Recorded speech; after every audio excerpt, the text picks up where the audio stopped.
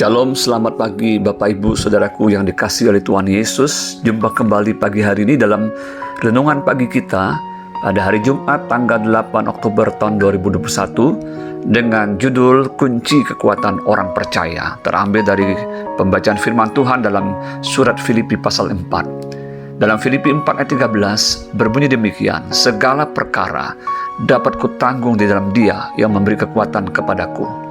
Saudaraku yang dikasihi Tuhan, tetap kuat dan teguh di dalam penderitaan bukanlah perkara yang mudah.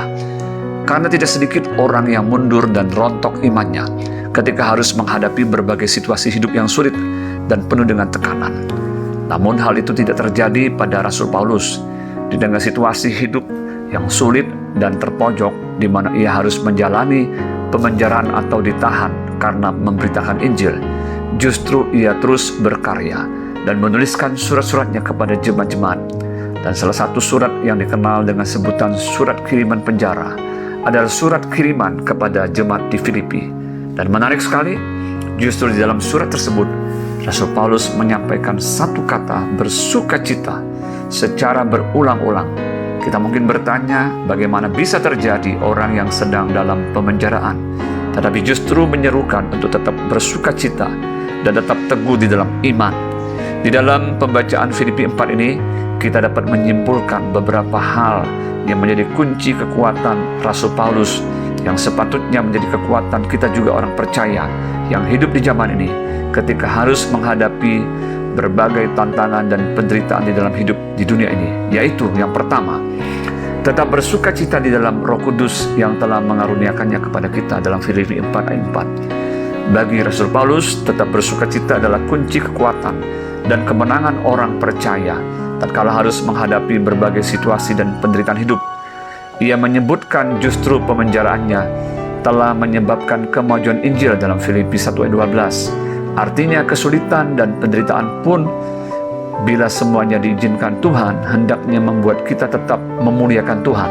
Ingat bahwa kepada kita orang percaya bukan saja dikaruniakan untuk percaya kepada Yesus Kristus, melainkan juga untuk menderita untuk Dia dalam Filipi 1 ayat 29. Yang kedua, tidak perlu khawatir tentang apapun juga, tetapi perlu berdoa, memohon dan mengucap syukur kepada Tuhan dalam Filipi 4 ayat 6. Kekhawatiran tidak menambah satu hasta pun di dalam jalan hidup kita. Kata Tuhan Yesus, kekhawatiran justru akan membuat hidup kita semakin tertekan dan iman kita semakin ciut. Doa, memohon, dan mengucap syukur kepada Allah akan membuat kita menjadi tenang dan belajar mempercaya Dia.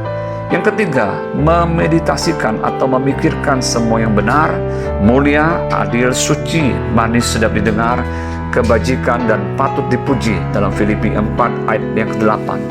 Ada banyak orang ketika menghadapi tekanan hidup yang dilakukan adalah berpikir yang negatif, yaitu mulai menyalahkan situasi, orang lain, diri sendiri, bahkan Tuhan yang dianggap tidak memelihara dan tidak adil bagi dirinya. Rasul Paulus menekankan pentingnya memeditasikan hal-hal yang positif sesuai dengan kebenaran firman Tuhan, bukan hal-hal yang sia-sia yang bertentangan dengan firman Tuhan.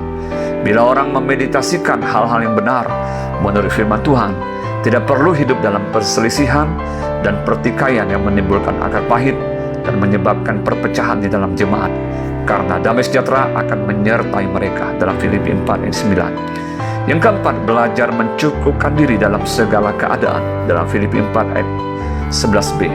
Hidup dengan rasa syukur akan membuat kita menjadi segar dan berkecukupan di dalam segala hal. Sebaliknya, hidup dengan perasaan kurang melulu membuat seseorang tidak akan pernah memiliki kepuasan di dalam hidupnya. Disinilah diperlukan spirit untuk belajar mencukupkan diri dalam segala keadaan. Yang kelima, kekuatan hidup terletak pada kesanggupan Tuhan yang menopang dan menyediakan apa yang kita perlukan di dalam hidup ini. Dalam Filipi 4 ayat 14 dan 19. Rasul Paulus dapat menanggung segala perkara, termasuk penderitaan yang ia harus jalani, karena ia bersandar dan mempercayai Tuhan yang hebat, yaitu Yesus Kristus, yang senantiasa memberikan kekuatan kepadanya. Ia juga meyakini bahwa Allah yang ia sembah akan memenuhi segala keperluannya menurut kekayaan dan kemuliaannya di dalam Yesus Kristus. Bagaimana dengan keadaan kita saat ini? Apakah situasi dan keadaan hidup kita sedang dalam tekanan yang berat sehingga kita harus masuk dalam penderitaan hidup? Mari jangan goyah dan menjadi lemah iman. Tetaplah kuat di dalam Kristus. Praktekkanlah apa yang menjadi nasihat firman Tuhan saat ini. Lihatlah, ada kekuatan dan damai sejahtera Tuhan menyertai hidup kita. Kita akan melihat campur tangan Tuhan dan mujizatnya terjadi di dalam hidup kita. Selamat pagi, selamat beraktivitas. Tuhan Yesus memberkati. Shalom.